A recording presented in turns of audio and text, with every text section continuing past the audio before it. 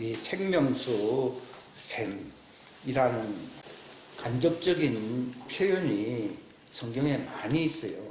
우물이라고 하는 표현도 있고 샘이라고 하는 표현도 있고 또 그냥 단순히 내가 너에게 주는 물이라 하는 표현도 있고요. 근데 성경의 가장 핵심적인 내용이 영원한 생명수의 말씀이라고 할 수 있어요. 요한복음 20장 31절입니까? 이 요한복음을 기록한 목적은 그 이름을 통해서 생명을 얻게 하려 함이라 이렇게 되어 있어요. 요한 1서 5장 13절이죠. 거기에는 내가 하나님의 아들의 이름을 믿는 너희에게 이 말을 쓴 것은 그 이름을 믿는 자들에게 영생이 있고 또 그 이름을 믿게 하려 함이라 이렇게 기록되어 있습니다. 그래서 저도 예수님의 이름이라는 것이 대단히 중요하구나. 너희가 과거에는 그렇게 기도하지 아니했지만은 내 이름으로 기도하라. 그리하면은 너희가 받게 될 것인데 너희 기쁨이 충만할 것이다. 라고 요한복음 16장 24절입니다. 거기도 기록이 되어 있습니다. 중요하다는 건 알았는데 갈등이 많이 있었어요. 이걸 부인할 수는 없겠는데 효력을 별로 맛보지를 못했다는 거예요. 제가 이 말을 하는 이유는 설교를 하는 것은 지식을 소개하기 위해서가 아니고 그 효력을 맛보게 하려는 데 목적이 있습니다. 예수 이름이라는 단어가 그동안 우리가 귀에 못이 박히도록 들어온 이름 아닙니까? 근데 이게 말씀이구나. 예수 이름이 말씀이다. 그 말씀은 언제부터 있었던 말씀이나 태초부터 있었던 말씀입니다. 태초라는 것은 본래 창세 이전부터 있었다는 것이거든요. 처음부터 있었던 생명의 말씀에 관하여는 하는 표현이 요한일서 1장 1절에 있지 않습니까? 근데 태초에 하나님이 천지를 창조할 때 그 천지는 복수가 아닙니다. 하늘과 땅이에요. 근데 창세기 2장 3절입니까? 거기 딱 들어가면은 하늘과 땅이 아니고 어떻게 표현되어 있어요? 하늘들과 땅이라 이렇게 표현되어 있어요. 그렇게 되어 있다가 요한계시록 21장으로 넘어가게 되면은 새 하늘과 땅이라 이렇게 표현되어 있습니다. 그러니까 어디에는 뭐 복수라고 되어 있고 어디에는 뭐 또 단수라고 표현되어 있고 처음 듣는 사람들에게는 좀 혼돈이 올 수가 있어요. 그러니까 단수로 표현했을 때는 영계의 하늘과 땅, 즉 하늘과 땅이 영계로 통일되어 있을 때를 얘기하는 거예요. 태초에 그 천지를 창조했을 때 그건 영계거든요. 영계. 사람들이 영계라 그런 말을 잘 이해를 못하는 경향이 있어요. 이게 창세기의 1장부터 3장까지가 완전히 이해가 되면은요, 이 요한계시록까지 물 흐르듯이 성경이 이렇게 눈에 보이게 됩니다. 근데 우리는 기존 어떤 성경은 뭐 우주 창조의 뭐 원리를 가르치는 책이 아니거든요. 근데 대부분 사람들이 그런 개념을 많이 갖고 있어요. 근데 창세기 1장 2절에 보면은 흑암이 깊음 위에 있고 하나님의 영은 어디에 있다 있습니까? 수면, 물 위에, 그게 본래 물 표면 위에 운행하시더라. 이렇게 돼 있어요. 거기서 하나님의 영은, 이건 성령님을 얘기하는 것인데, 성령님은 그 물 표면 위에 있다는 말은요, 그 물은 태평양 바다 위에 있고 동해에 있다는 말이 아니고, 생명수 위에 하나님의 영이 이렇게 운행한다는 것을 얘기합니다. 그런데 하나님이 빛이 있으라고 난 뒤에 물이 나누어지게 한다. 영계의 물이 그 궁창을 경계로 해가지고 물이 나누어지게 한다. 이렇게 있습니다. 그래서 윗물과 아랫물이다. 이렇게 되어 있습니다.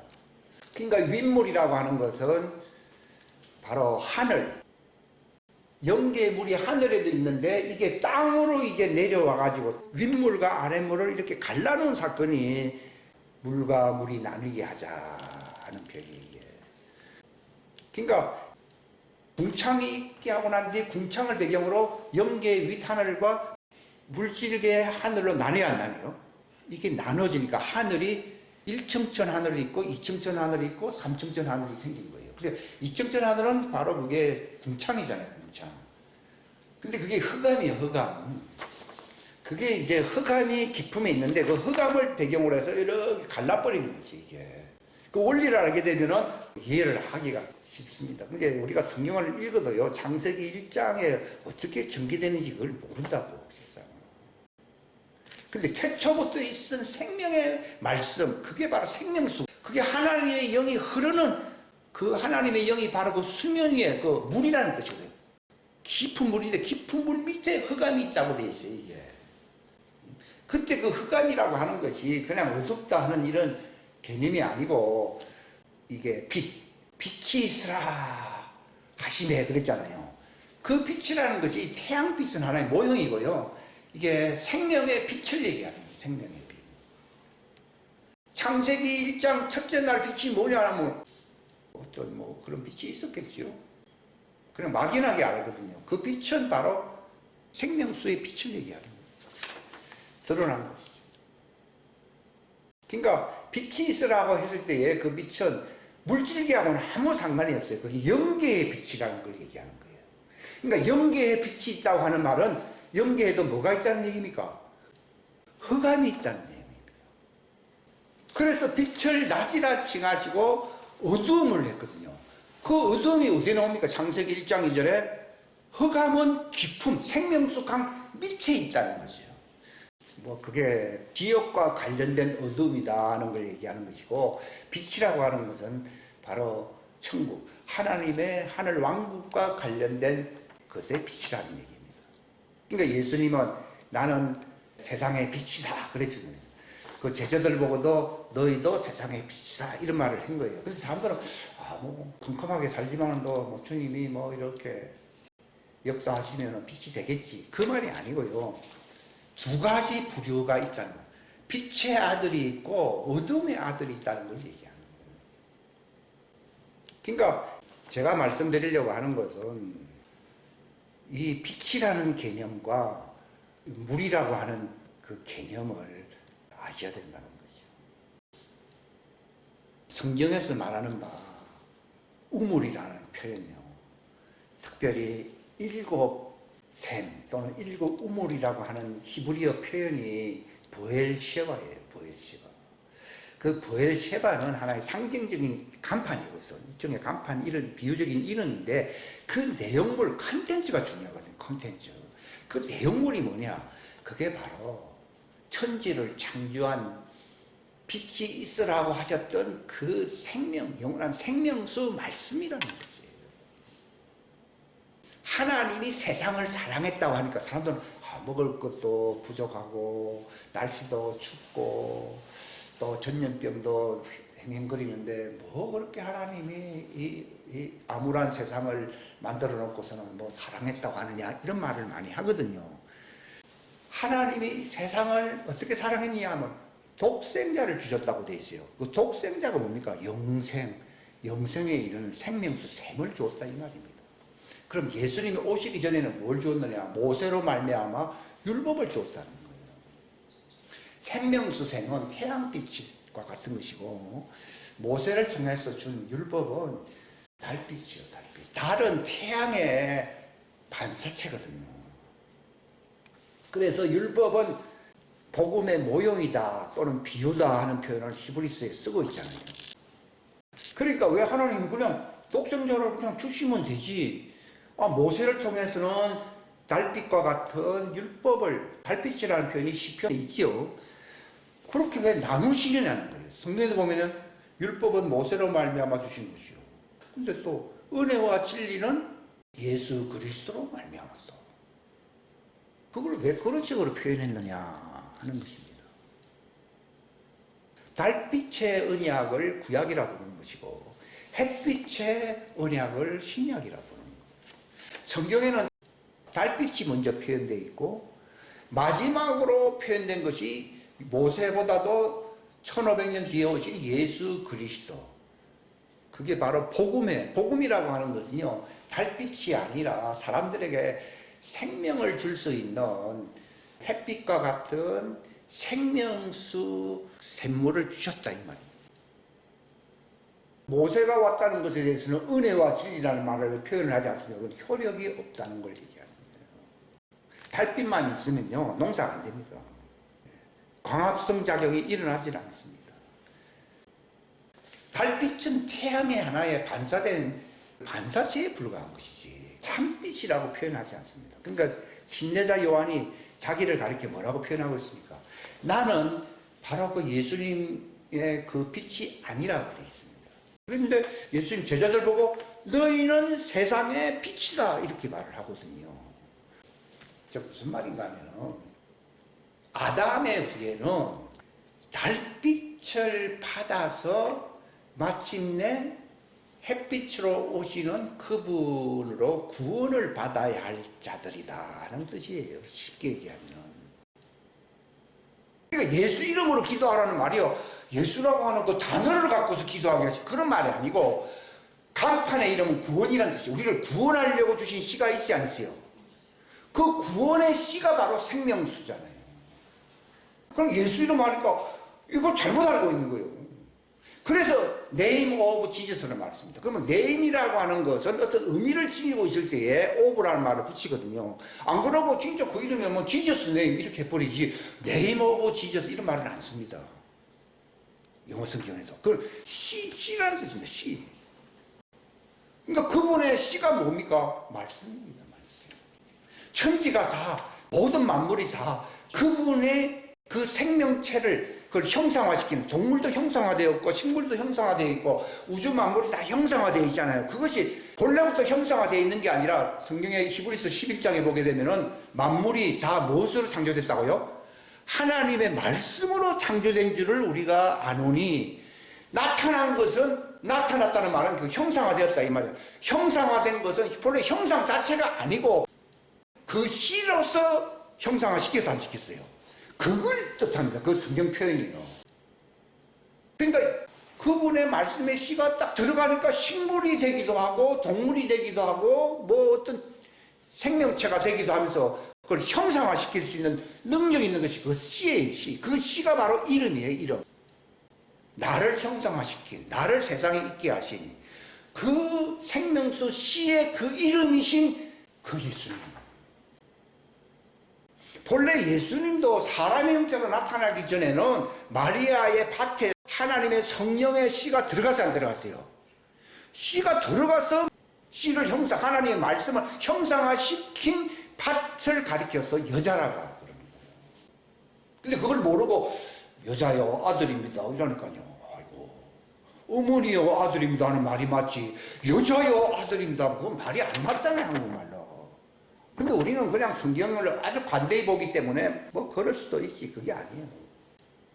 다 이유가 있습니다. 그걸 형상화시켰다는 겁니다.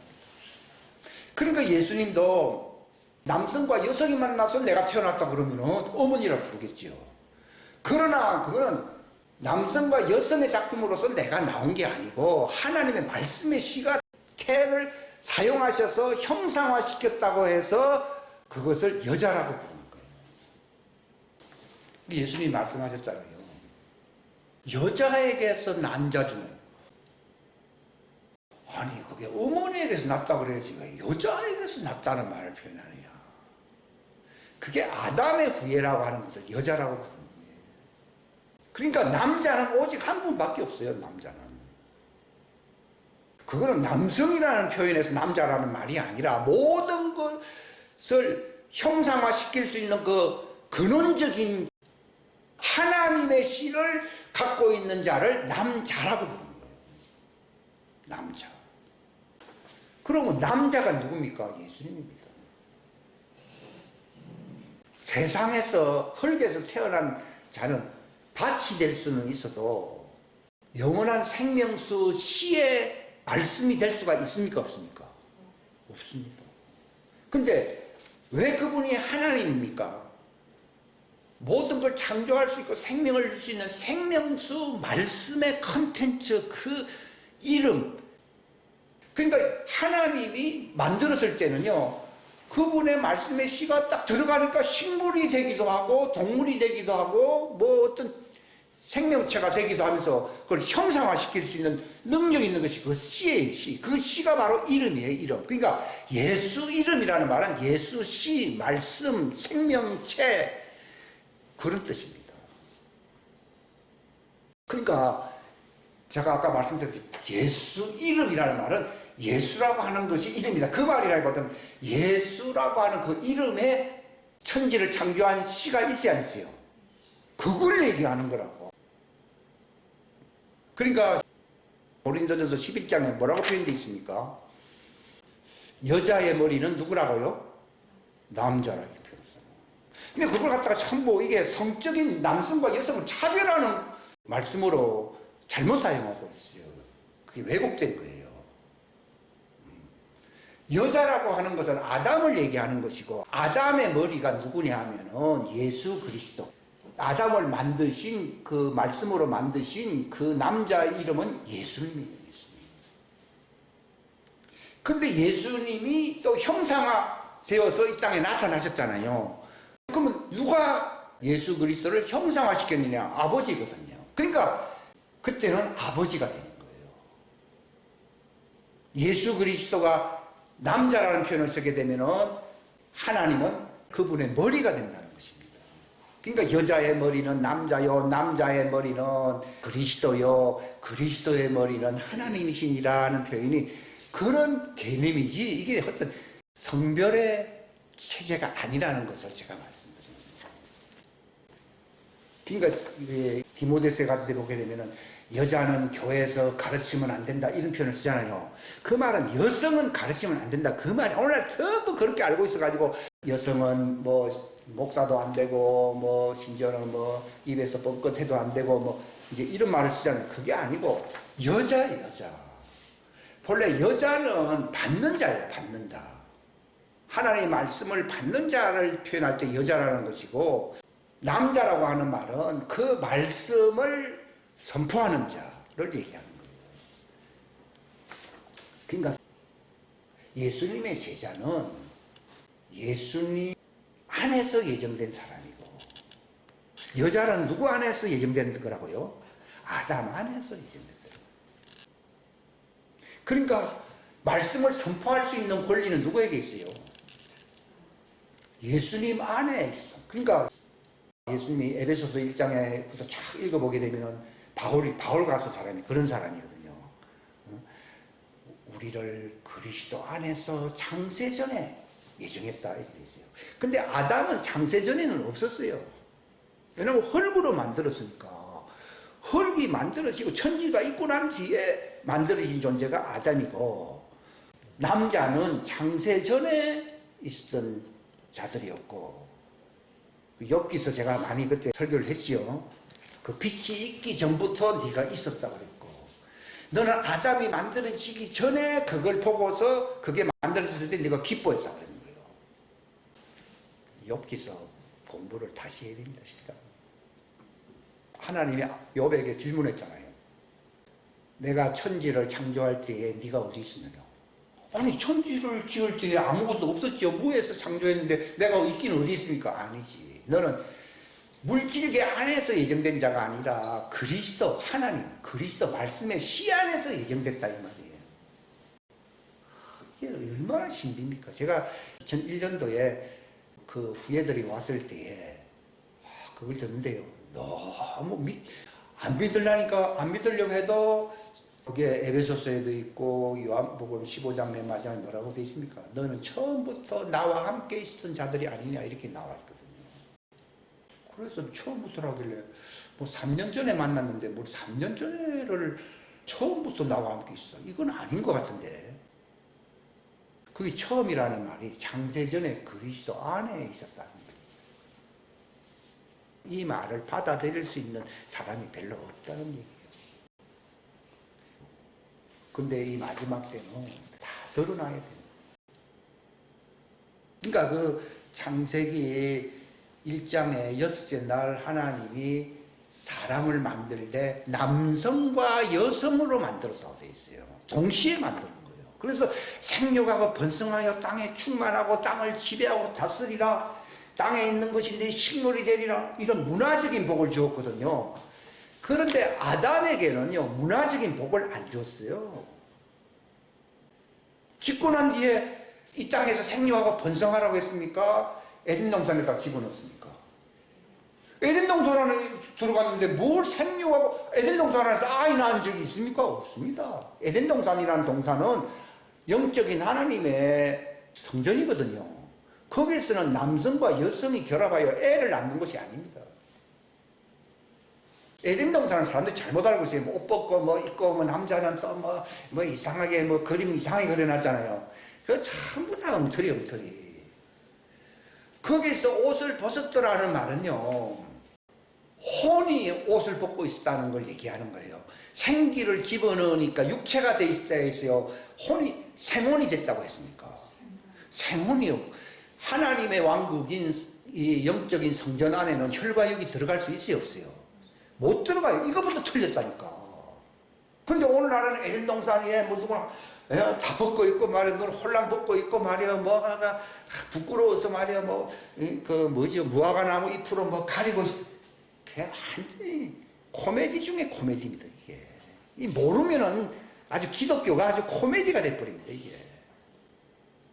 본래 육체는 흙으로 만들었거든요. 근데 흙으로는 그게 못 들어가거든요. 이거 우리가 기본적으로 어떤 틀이라는 게 있거든요. 바로 이 성경의 기본 지식이 튼튼해져 있어야지 무엇을 듣더라도 이게 이해가 되죠. 아까 말씀드렸다시피 이름이라는 걸, 씨라는 것이라는 걸 모르면은 그런 식으로 들리는 거예요. 히브리 개념으로 이름이라는 말은 씨입니다, 씨. 하나님에게서 씨는 뭡니까? 말씀입니다. 말씀. 그러니까 너희가 내 이름으로 기도하라는 말은 말씀의 씨를 갖고 기도하라 이 말인데, 그냥 예수님이 사진들 걸어놓고서는 아이고 예수님, 아이고 안 되는 얘기예요. 본래 하나님의 본체는 말씀입니다. 그 말씀이 마리아의 몸을 통해서 십자가에 죽을 수 있도록 형상화시킨 하나의 모형입니다. 사람이라고 하는 것은. 그렇기 때문에 예수님은 나를 헐뜯고 나를 비난해도 상관없다는. 그러나 성령님을 해방하면은 용서가 없다는 말은요, 그 성령님은 바로 말씀의 씨와 하나의 하나니요. 하나니까 그것을 우리가 하는 것 신성모독이 돼버려요. 그러니까 이게요, 전부 다 알아야 되는 게 아니라 하나를 알게 되면 전체가 다 이렇게 성경이 전체가 뭘로 이렇게 구성되어 있다는 걸 알게 된다는 거예요. 그러니까 인간으로 두 부류가 있습니다. 새로운 피조물이 있고 그냥 피조물이 있습니다. 그냥 피조물은 아담 흙에서 본래 옛날부터 있어 왔던 존재를 가리켜서 그냥 피조물 또는 창조물이라고 부르는 거. 새로운 피조물이라고 하는 표현은요, 처음에는 그냥 피조물 같았는데 거기에 씨가 들어가 버리니까 속사람이 완전히 예수님과 똑같은 속사람의 성전인 형상이 만들어지는 자를 뭐라 부릅니까? 그걸 새로운 피조물이라고 부르는 거예요. 오늘날에도 새로운 피조물이 뭐냐, 이걸 모르는 사람들이 너무 많거든요. 그러니까 엄밀한 의미에서 세 부류의 인간이 있어요. 오늘날에는요, 우리가 뭐 생육하고 번성하여 땅에 충만하고 땅을 정복하고 다스려야 할 존재의 후예들이라 해가지고 신학교에서도 많이 들었어요. 그래가지고 우리는 가만히 있으면 안 되고 정복해야 됩니다 하면서 막 어찌길래 만든 말인 것 같기도 한데, 근데 이것은 두 번째도 아니고 세 번째 인간을 얘기하는 거예요. 세 번째 인간. 세 번째 인간은 혼이 없는 인간이에요. 혼이 없는 인간. 동물에게도 뭐가 없어요? 혼은 인격이거든요. 인격. 말도 할 줄 알고 서로 거래를 할 수 있는, 또는 뭐 언어를 발전시킬 수도 있고 글도 쓸 수가 있고. 근데 동물들이 아무리 용맹하다 하더라도 뭐 말을 하는 동물이 어디 있습니까? 그리고 뭐 우리 장사, 우리 서로 집에 있는 거하고 서로 바꿔 먹읍시다, 뭐 글로 쓴다, 서로 싸워서 이기면 뺏어 먹는 것이지 협상하듯이 하질 않지 않습니까? 이게 혼이라는 것이 이게 마음하고 관계가 있거든요. 그게 잠언서에 보면 나와 있잖아요. 그러니까 옛날에 어른들이 하는 말이 뭡니까? 호랑이가 영물이다 하는 말을 해야 안 해요? 그런 말 하잖아요. 거기서 영이라고 하는 것을 사람들은 무슨 뭐 속사람에 뭐 성령 받았을 때 뭐 영이 있다 이런 개념이 아니고 이것은 육체의 영을 얘기하는 거예요. 육체의 영. 만약에 육체의 영이 없으면은 육체는 죽어야 안 죽어요? 죽습니다. 그리고 어떤 그 육체의 기질이 있잖아요. 호랑이는 호랑이의 어떤 기질이 있고요.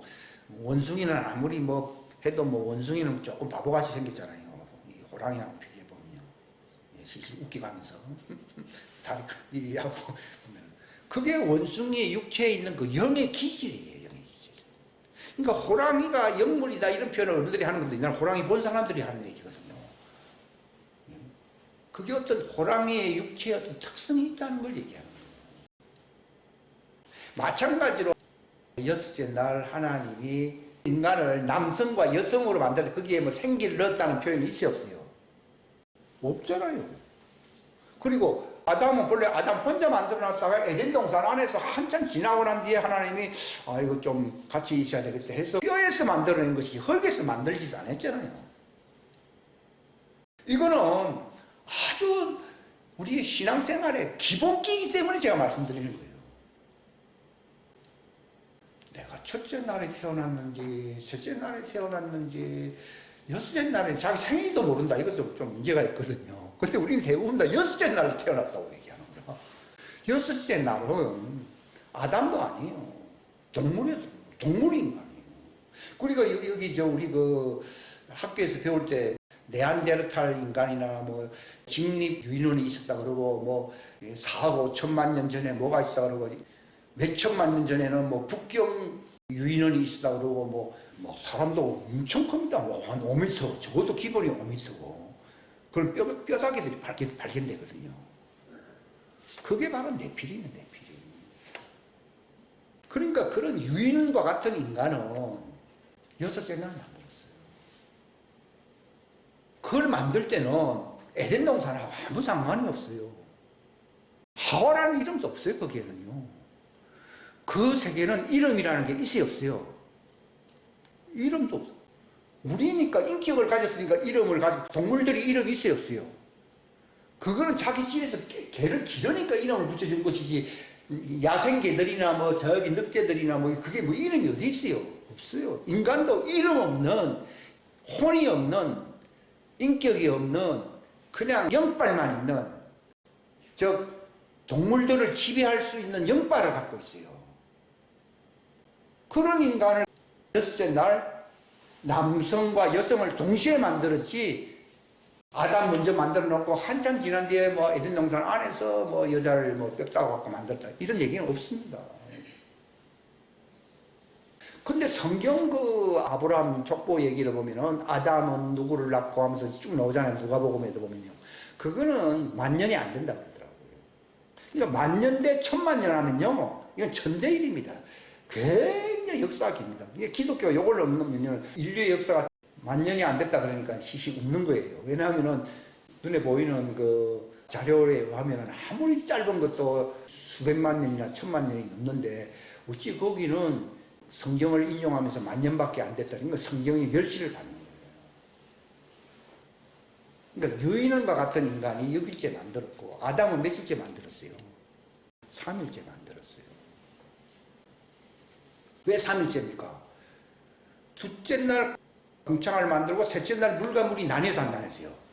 물과 물이 나뉘면서 아랫물이 모여가지고서 바다라고 불렀고 물이 빠진 곳을 육지라 불렀거든요. 근데 하나님이 그 아담을 만들 때에 농사를 안 지었대요. 농사는 4일째부터 지었거든요. 농사 짓는 사람도 없었고 농사를 지은 게 없대요. 근데 비가 온 적도 없대요. 왜냐하면 땅에 물이 없었을 때는 비가 안 내리잖아요. 근데 셋째 날 이제 물과 물이 나뉘면서 물질계에 지구가 이제 생겨났잖아요. 거기에는 이제 아랫물이 흘러내려갔거든요. 이거는 정말 영계의 생명수물이 육화돼서 안 됐어요. 육화된 거예요. 그러니까 그 흙에 생명수물이 육화된 물이 흘러간 흔적이 지구상에 있어야 안 있어요? 있기 때문에 농사가 되는 거예요. 그게 흘러간 흔적이 없는 저 목송이나 이런 데는 농사가 돼요, 안 돼요? 안 돼요. 우리는 흙이 있는 곳에 씨만 뿌리면 나오잖아요. 그게 그 흙에 뭐가 지나간 거예요? 생명이 흘러간 것이에요. 생명수 물이 육화된 것이 우리가 마시고 있는 워터스예요. 근데 사람이 뭘 안 마시면 죽어요. 왜 그런가 하면은 그게 바로 사람의 몸을 만들었던 그 생명수에 그 말씀의 물이 지나간 것이에요. 그게 저기 우리가 마지막에 그 새하늘과 새 땅에 가더라도 그 새 예루살렘 성에 생명수가 흘러야 안 흘러요. 거기서는 눈에 보이는 생명수가 또 흘러요. 거기서 강 좌우편으로 식물들이 열매를 내면서 막 자라난다고 그러잖아요. 그러니까 이 생명수. 그러니까 예수님이 보십시오. 마리아의 몸에서 그 생명수가 육화된 것이 나타난 것이 바로 예수님의 육체였어요. 그러나 예수님의 육체 안에는 이미 생명수의 그 씨의 본성이 있어야 안 있어요? 있으니까 하나님의 아들인 거예요. 이게 아들이거든요. 그러니까 그분이 힘을 꽤 받쳐가지고서 땅에다가 이 흙을 이렇게 묻혀가지고서는 눈을 싹 발라버리고 저기 가서 씻으라고 그러니까 보는 거예요. 힘이 아니라 그건 생명수거든요. 생명수. 그러니까 속에는 그분은 생명수 말씀으로 가득했잖아요. 성령이 기름 붓듯이 하나님이 부어서 안 부었어요. 그 말은 성령이 있는 곳에는 항상 생명수, 수면 위로 그 성령님이 운행하시더라 했기 때문에요. 그 하나님의 생명수가 흐른다는 걸 얘기하는 겁니다. 그래서 그분의 이름이 그리스도예요. 생명수가 흐르시는 분이라는 뜻이에요. 우리는 입으로 그냥 뭐 그리스도 그것도 이름으로 아무리 뭐 외쳐봐야 아무 효과가 없어요. 바로 생명수가 강같이 흐르는 분이구나. 그래서 그리스도라는 거예요. 우리도 성령을 받아서 예수님처럼 생명수가 강같이 흐르게 되면 나는 그리스도인이 될 수 있어요. 그러면 누구의 증인이요? 예수님의 증인이 될 수 있어요. 예수님의 증인은 교회 집사라는 그 이름으로, 목사라는 이름으로 할 수 있는 게 아니라 생명수가 흐르는 그리스도의 위력이 이게 나타나야 돼요. 나타나면은 예수님의 하시던 일을 우리가 하게 되는 거죠. 그러니까 보십시오. 이게 ABC인데 오늘 신학교에서 이거 안 가르치는 게 아니라 못 가르치면 모르니까.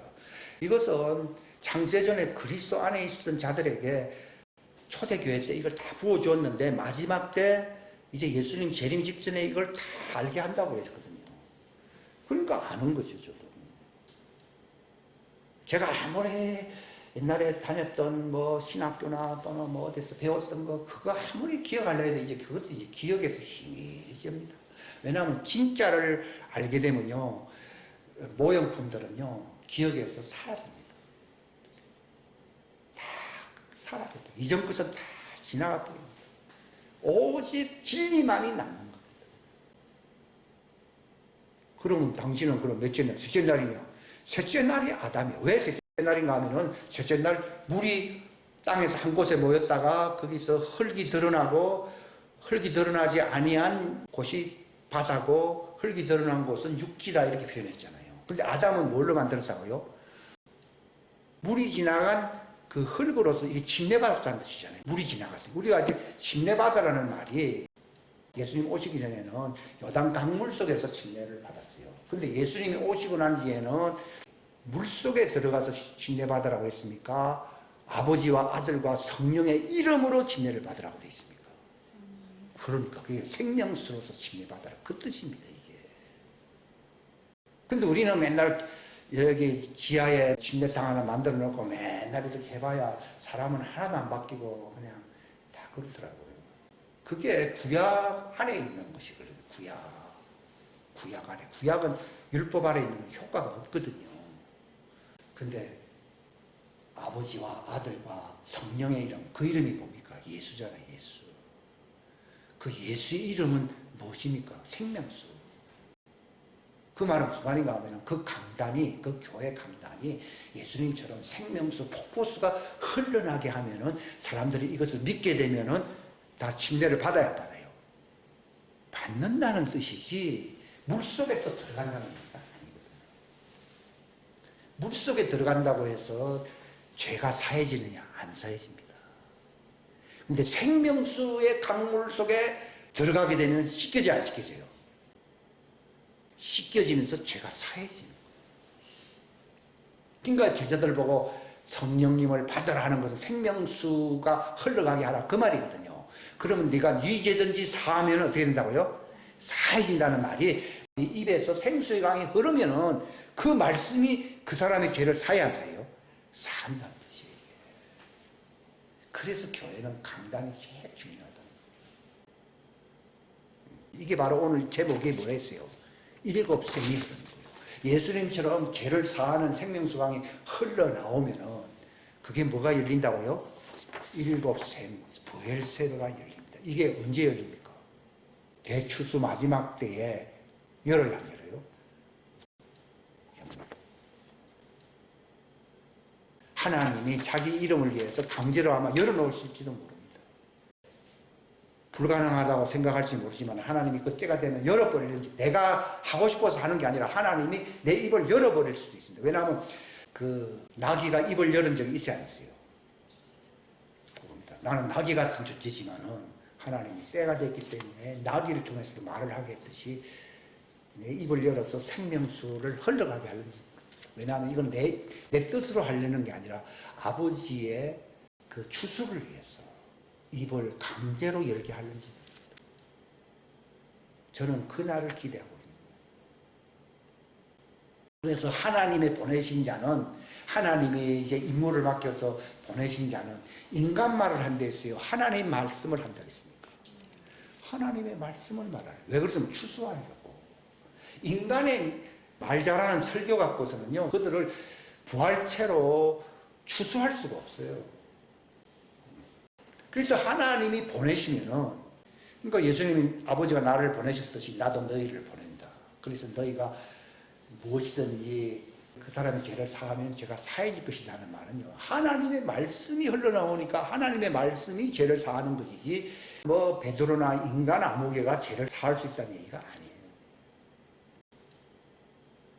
그러니까 6일째 태어난 인간은 네피림입니다. 그래서 성경에 보면 천하게 만든 그릇이 있고 귀하게 만든 그릇이 있다 이런 말을 쓰잖아요. 그 귀한 그릇은 아담의 그릇을 얘기하는 것이고, 천한 그릇이라는 것은 6일째의 그 네피림의 그릇을 얘기한다. 그 네피림 그릇을 사용한 자가 누굽니까? 가인입니다. 가인. 그래서 가인의 부인이 누굽니까? 네피림이에요. 그러니까 네피림의 그 악의 씨가 그대로 들어가야 안 들어가요? 생물학적으로 들어가가지고 팍 번성시킨 거예요, 이게. 네피림은 그 가인의 후예들이 점령한 것이거든요. 그렇기 때문에 그게 사단의 씨라고 부르는 거예요. 예수님 당시에 있었거든요. 우리 조상 아브라함은 뭐 어쩌고 자랑하니까요. 너희 조상이 아브라함이었으면 나를 죽이지 않았을 것이다 하는 말은요, 너희는 내 말이 너희 속에 있을 것을 찾지 못하기 때문에 너희는 나를 죽이는 자라 그랬거든요. 그게 바로 가인의 후예라 얘기해요. 그래서 저희 아비는 누구라 했어요? 마귀라고 되어 있대요. 가인의 후예들의 조상은 사단이야, 사단. 사단에게 딱 굴복당하면서 아담에게서 나온 씨가, 악의 씨가 나와서 안 나왔어요? 그게 가인이요, 가인. 그 악의 씨입니다, 악의 씨. 그 악의 씨는, 악은 어둠이거든요. 그 어둠의 그 주관자는 누굽니까? 세상 어둠의 주관자, 마귀잖아요. 그러니까 제가 이 말을 드리는 거는요, 그게 옛날로서 끝났으면 제가 이 말을 할 필요가 없어요. 괜히 뭐 지나간 거 뭐 얘기해가지고 혼란스럽게 하고 싶지 않으니까. 근데 지금도 악의 씨가, 성경에는 짐승의 씨와 사람의 씨를 뿌린다는 말이 예레미야 31장에 있잖아요. 25절입니까? 보이잖아요. 그러니까 사람은 혼이 없으면 짐승이 짐승 아니에요. 짐승이잖아요. 그들이 바로 여섯째 날 창조된 혼이 없는 인간이잖아요. 그리고 그걸 사람의 씨라고 뿌린다고 되어 있어요. 그러니까 옛날에는요, 저 사람들 다 죄인이라서 다 구원해야 됩니다. 전도를 많이 해야 되는데, 하나님은 돼지에게는 진주를 던지지 말라고 되어 있잖아요. 돼지가 누굽니까? 짐승의 씨, 6일째 사람의 네피림의 씨와 지금 혼혈종이잖아요. 지금은 혼혈종에는 부르지 말라는 거예요. 그걸 우리가 어떻게 구별합니까? 그러니까 그걸 이제 성령님이 임하시면은 예수님도 그전에는 그런 말씀 안 하셨는데 메시지를 전하다가 딱 하니까요. 뭐 아브라함 자기 조상들이 아브라함이래. 너희 조상이 아브라함 좋아하니 그랬잖아요. 너희 아버지는 마귀야 마귀. 우리가 만약에 어떤 사람에게 뭘 알지도 못하고 그 말을 했다가는 큰일 납니다. 그러니까 우리도 예수님처럼 영적인 안목이 열려가지고서 저기 네피림의 씨고 저는 아담의 씨 여자고 우리가 딱 보면 이래 저기 여성이다 저건 남성이다 저건 중성과 같은 애다 하는 것을 알잖아요. 알듯이요. 우리가 속사람이 강력해지면요. 예수님처럼 성령의 기름 부음으로 이를 알게 되면은 저 짐승의 씨구나 알게 됩니다. 그들에게는 진주를 던지지 말라는 거예요. 오늘날 기독교회가 완전히 망가진 원인은 전도를 안 했기 때문이 아니라 아무나 끌어들여서 안 끌어들였어요. 그 옛날에 그 예수님이 예루살렘 성전에는 올라가지 않는다. 예수님의 사역 무대가 저기 갈릴리 무대였잖아요. 뭐 제자들이 예수님이 예루살렘으로 가겠다 그러니까 예수님 거기 가면은 반대하는 사람들이 많습니다. 어떻게 죽으려고 하십니까? 거기 가지 마십시오 하는 말을 했잖아요. 이런 것처럼요. 예루살렘 성전을 지배했던 자는 아담의 후예들입니까? 가인의 후예들입니까? 가인의 후예들이 굉장히 종교성이 많아야 많아요. 많습니다. 사단이 종교성이 많아야 많아요. 많죠. 네피림은 모릅니다. 네피림은 짐승 같은 존재니까. 근데 가인이 네피림을 통해서 확산을 시켰거든요. 혼혈적이지 일종의. 그러니까 놀라운 사실은요. 사단은 저런 절간이나 어떤 저기 토속 신앙을 점령하기를 바라겠습니까? 교회를 점령하기를 바라겠습니까? 교회를 점령하려고. 예수님이 오셨을 때 예수님을 죽이려고 그러면 그 당시 회당 성전을 지배하려고 그랬잖아요. 그런데 거기에 진짜 예루살렘 성전에 가인의 후예들 너희 아버지는 사단이라 했잖아요. 꽉 깔려있는 거예요. 근데 요즘 마지막 말세가 되면 다시 옛날 예루살렘에 가인의 후예들이 많았듯이 교회 안에 사단의 씨가 많겠어요 적겠어요? 많습니다. 그러니까 음녀교회라고 부르는 거예요. 음녀교회는 본래 음녀교회 하고 싶어서가 아니라 구별 못하고 잠자는 사이에 사단이 그 가라지가 어디서 생겼습니까? 그러니까 너희들이 잠잘 때에 뿌렸구나 했잖아요.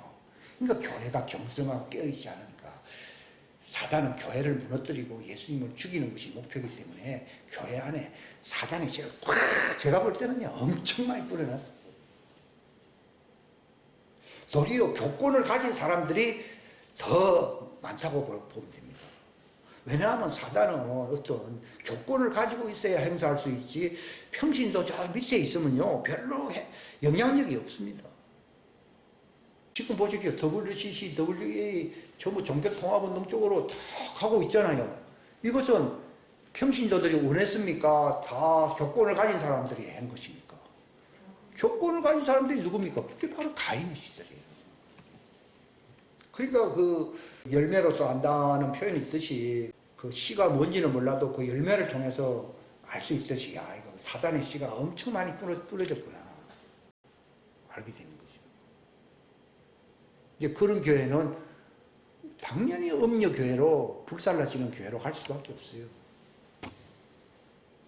제가 말씀드리는 것은 3일째 태어난 아담의 씨가 왜 귀한 그릇이냐 하면 예수님도 아담의 그릇 안으로 오셔서 안 오셨어요? 오셨어요. 하나님의 아들도 육신적으로는 아담의 씨로 왔어요 안 왔어요? 왔어요. 다 온 거예요.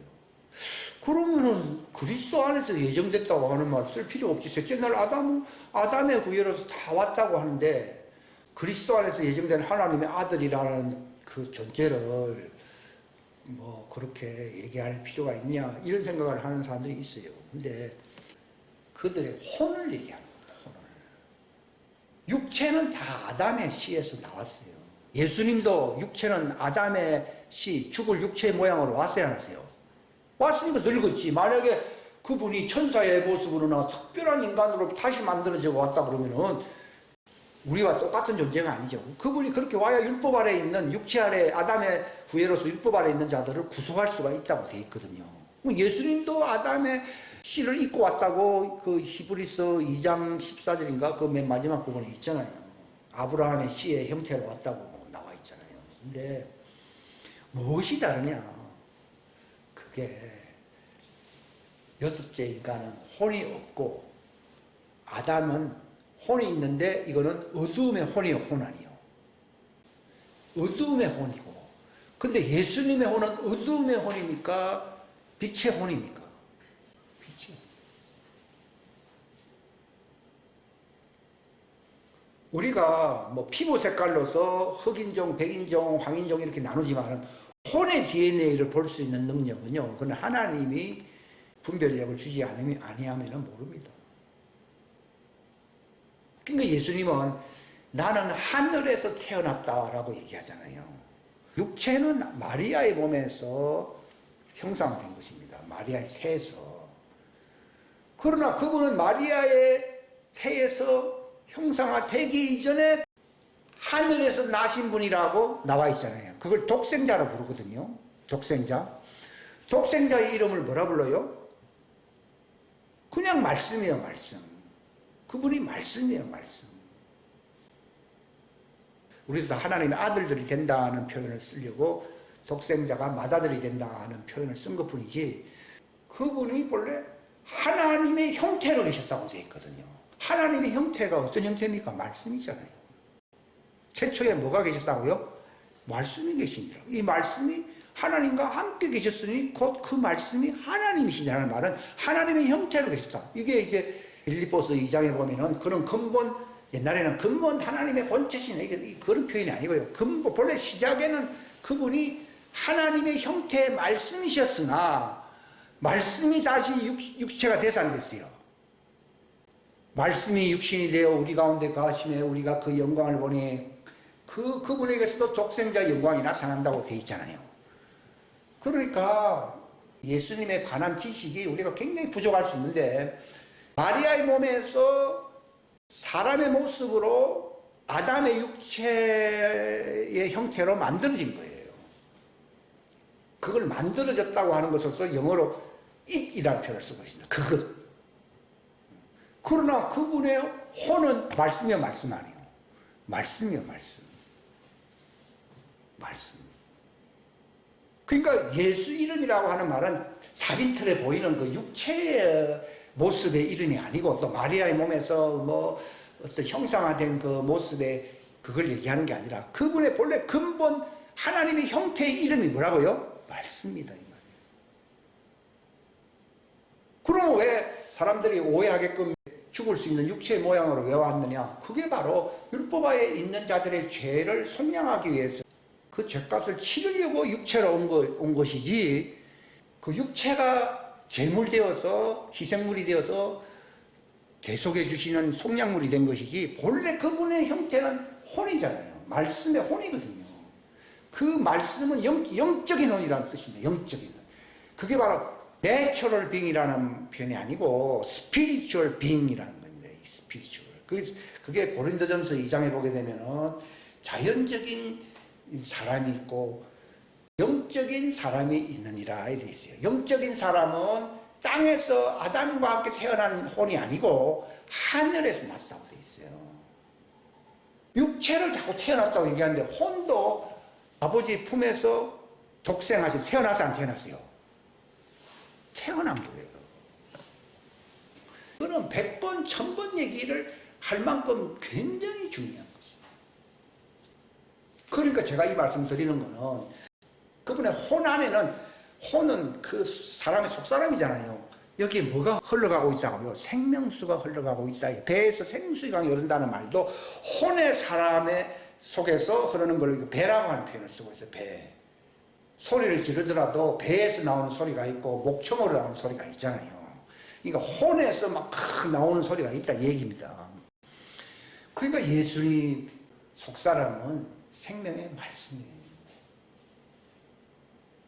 예수 이름이라는 것이 마리아의 몸에서 태어날 때에 예수님이라는 이름이 붙여진 것처럼만 알고 있는데 본래 천지를 창조할 때 그 이름이 예수 그리스도라는 말이 에베소서에 있어야 안 있어요? 있단 말이에요. 그러니까 내나 같은 이름을 썼다 그 얘기입니다. 뭐 예수 그리스도에 의해서 만물을 창조했다. 그분이 마리아의 몸에서 태어나고 뒤에 지구야 있으라 뭐 달아 생겨라 한 게 아니잖아요. 예수 그리스도에 의해서 만물을 창조하신 하나님이라 이렇게 나와 있어요. 근데 그분이 마리아의 몸에서 육체로 태어났을 때도 사람들을 구원해야 되기 때문에 예수 그리스도라고. 이름이 같다 이 말이에요. 그러니까 아버지와 아들과 성령의 이름 다 같은 이름이라는 말이 옛날에는 그 아버지의 이름이었지만 지금은 아들의 이름으로 마리아 몸에서는 아들의 이름으로 주어지지만 이것이 다시 성령으로 오실 때도 내나 같은 이름으로 와야 하나요? 오신다는 것을 얘기하는 것이거든요. 내가 예수 그리스도를 믿는다는 말은요, 생명수 강을 마시면서 죄가 사함받을 뿐만이 아니라 생명을 얻는 이름이다 하는 것을 알게 될 때 내가 예수 그리스도를 믿는다 그 말이다. 요걸 얘기하려고 지금까지 많은 부가적인 얘기를 한 거예요. 그러니까 예수 그리스도를 믿는다. 이 엄청난 얘기거든요. 그러니까 그 이름을 믿는 자에게, 즉 생수를 마신 자에게 뭐가 있다고요? 생명이 있고, 그 예수 그리스도의 생수를 모르고 마시지 못한 사람은 생명이 없어요. 종들은 마시지 못하고 죄만 사해지거든요. 했다가 언제 그들이 마시게 됩니까? 피난처에 가서 마셔야 마셔. 그때 그게 용도가 약해집니다. 왜냐하면 그게 강한 그대로 성령님으로서는 그들이 감당할 수가 없어요. 왜냐하면 그 스가랴서 4장에 보게 되면은 두 금관이, 금으로 만든 관이 그 올리브 나무의 관이 두 개가 이렇게 나오는, 기름나무잖아요. 올리브 나무. 기름관이 나오는데 하나는 오른쪽에 하나는 왼쪽으로 이렇게 들어간다고 되어 있잖아요. 오른쪽으로 들어가는 일은 예수님처럼 바로 성령 그 자체인 원액이라는 말 표현을 써요. 원액 성령님이시고 좌측에는 희석이 된 거예요. 이게 생기라고 하는 표현을 쓰고 있어요. 기성분이다. 성령이라는 표현은 생기라는 브레스라는 말을 쓰거든요. 기의 호흡의 형태로. 그러니까 아담에게도 성령을 부어넣어서 생원이 되게 했습니까? 호흡으로서 기를 불어넣었습니까? 하나님의 아들이 성령 받을 때는 호흡으로서 기를 불어넣어서 하나님의 아들 됩니까? 성령을 받으라고 했습니까? 성령을 받으라. 이게 다릅니다. 오른쪽에는 성령이 이렇게 들어가고 있고 왼쪽은 기가 들어가야 들어가요. 기화되었다는 말을 쓰죠. 액화된 것은 원액이고 이게 기화돼 가지고 호흡으로 들어가는 거예요. 그래서 여기서는 아담이 생기를 받으니 부활체가 되었는데 여자 부활체가 된 거예요. 여자.